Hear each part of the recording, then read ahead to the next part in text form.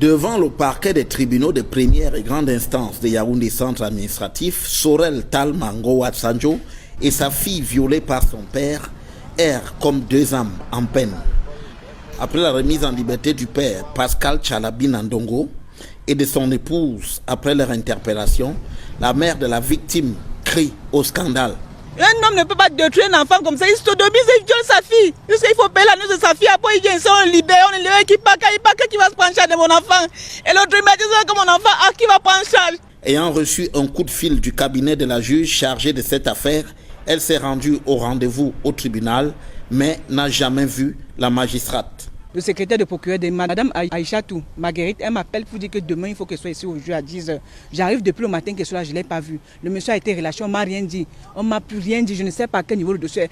Cette déconvenue s'ajoute à celle de l'enquête menée par la police judiciaire où l'acte de naissance de la victime a été retiré du dossier et celui-ci n'a été sauvé du naufrage que par le directeur de cette institution. Il y a eu le premier acte de l'enfant. L'enquêteur qui avait ce problème a commencé à jongler, tourner comme ça. Il a eu le problème avec le directeur de la PJ. C'est le directeur de la PJ qui a corrigé pour envoyer ça rapidement ici au tribunal. En attendant, malgré l'intervention du délégué général à la Sûreté nationale, la victime devra être opérée pour recouvrer la plénitude de ses moyens. Le délégué a pris l'enfant. Il a donné la rencontre, fait tous les grands examens à l'enfant. Je suis allé à la clinique, j'ai fait tous les examens. L'examen est sorti quand on a opéré l'anus de l'enfant parce qu'elle a un post-traumatique au niveau de l'anus. Le donner les petits médicaments qu'il fallait au délégué acheter. Ce faisant, la mère de la victime fait désormais l'objet des menaces de mort à travers des appels téléphoniques. Devant ce cas, ne doit-on pas valablement se demander pourquoi Saint-Désir à Tango et vos hégémonies, alors que des pères tout aussi monstrueux comme Pascal Chalabina sont laissés en liberté? Et là, tu pourrais te dire un seul instant, à un moment donné, c'est un cas isolé. Mais non, ça c'est le quotidien des Camerounais. Ce que vous entendez là et écoutez là, c'est le quotidien des Camerounais. Ça veut dire tous les jours lorsque tu te couches, quand tu te réveilles le lendemain, tu te poses la question juste de savoir dans quelle ville on va écouter ce genre d'histoire. Ça c'est le commun des Camerounais. Ça, à côté, vous avez les coupures d'eau. Vous avez le manque d'électricité. Vous avez les morts sur les routes. Vous avez les explosions des prix sur les marchés camerounais. Et ça n'émeut personne. Personne ne trouve quelque chose à dire.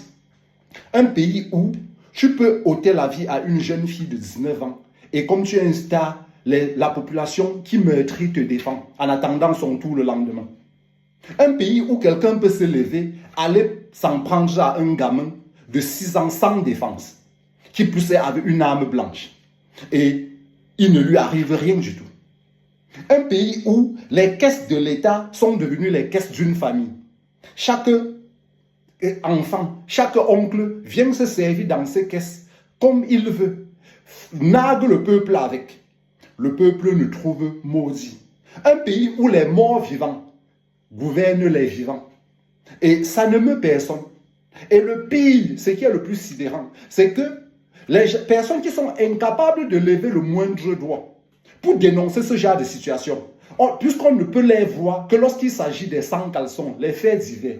C'est ça qui caractérise le Camerounais. Donc ces personnes qui sont incapables de lever le moindre doigt pour dire non, attends un peu. Aujourd'hui, on a dit non, telle personne est passée en prison alors qu'elle n'a rien fait. Telle personne est morte sur les routes. Ça n'arrête plus. Il faudrait quand même que j'allume ma caméra, je puisse m'exprimer là-dessus, ou bien compatir. Non. Il attend juste que tu allumes ta caméra comme maintenant pour dénoncer. Et là, c'est toi qui deviens son problème. Lui, il te dit non, tu dénonces quoi? Tu veux te faire voir, hein, vous aimez trop ça. C'est ça le commun du Camerounais. C'est ça le commun du Camerounais. Et tu as envie de te poser la question de savoir, cette situation va perdurer jusqu'à quand? Cette situation va perdurer jusqu'à quand? Le peuple camerounais a une seule solution. C'est descendre dans la rue. Je ne le dirai jamais assez. Mais je ne me lasserai jamais de le dire et de le marteler. Le peuple camerounais a juste une seule solution. Descendre dans les rues. À défaut, continuer à se leurrer. continuer à jacasser, à brailler sur Internet, nous pouvons être sûrs que nous n'allons pas voir le bout du tunnel. Nous n'allons pas être délivrés. Nous n'allons pas reprendre notre pays en main sans que le sang ne coule. Il faudrait un miracle. Je dis bien, il faudrait un miracle. Les personnes qui veulent croire à cette probabilité incertaine peuvent toujours le croire.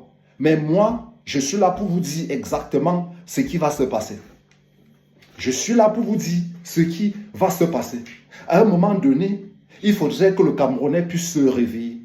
Il faudrait que le Camerounais puisse se dire, nous avons un pays.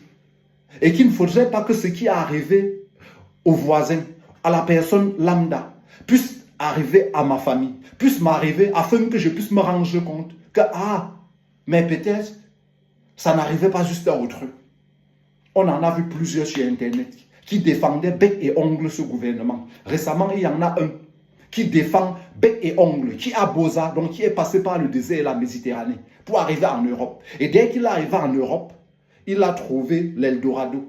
Il a eu la facilité. Il s'est mis à allumer sa caméra pour défendre le même gouvernement de Paul Biya.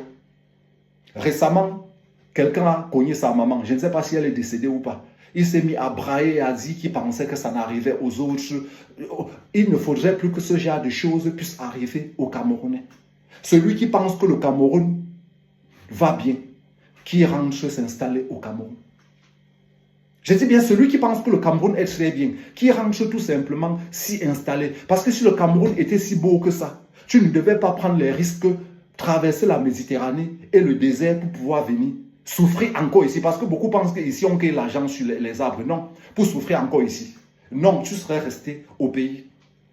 Donc, il est temps que tous les Camerounais se lèvent comme un seul homme, afin de récupérer leur pays, leur dignité, et de pouvoir vivre décemment. Parce qu'aujourd'hui, le Camerounais survit. Le Camerounais est en mode survie. Le Camerounais ne vit pas.